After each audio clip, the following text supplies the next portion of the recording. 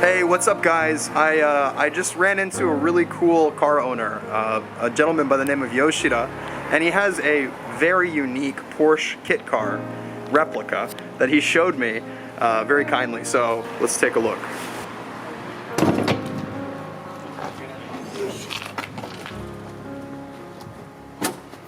Ah, なんかいい香り。ビートルのはい。It got MagnaFlow exhaust. 最初のフォルクスワーゲンの昔のね、はい。1600年時のままです。まあネットで名古屋からは前の人がこういろいろモディファイして僕がやろうと思ってた仕様にもしてたかい。ら。はいはいはい。メーカーは日本のメーカーですか？アメリカのシアトルにあるベックっていうメーカーですね。ベック。ベック。ベック。はい。ベックって言ったら大体みんなこの手の人はポルシェの550のレプリカですねみたいな感じ。はい。そう、先のオーナー、アメリカから輸出。今でも鶴見区の方に、はい。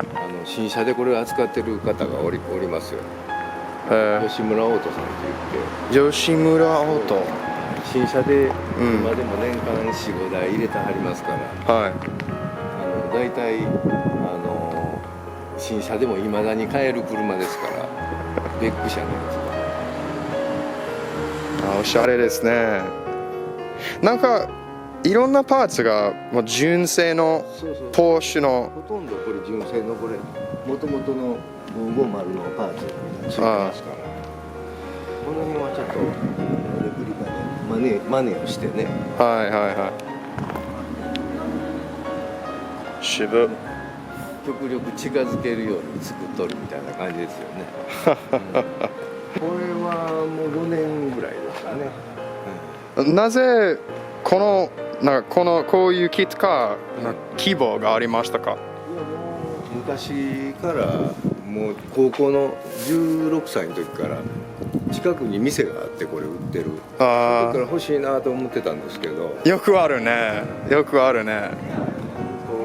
結構古くから1990年ぐらいだったかなあれ。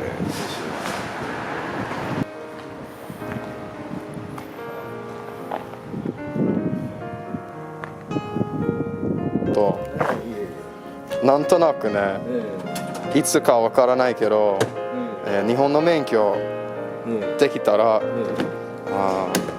もういい車買いたい。もうちょっと貯金する。どちらから来られてるんですか？僕はアメリカのアラスカ州。アラスカですか。ちょっと寒いとこですね。Please like this video. It really helps me with the algorithm. I think the first 3 words I would think of when I was like trying to describe Cecil to somebody is ew, disgusting.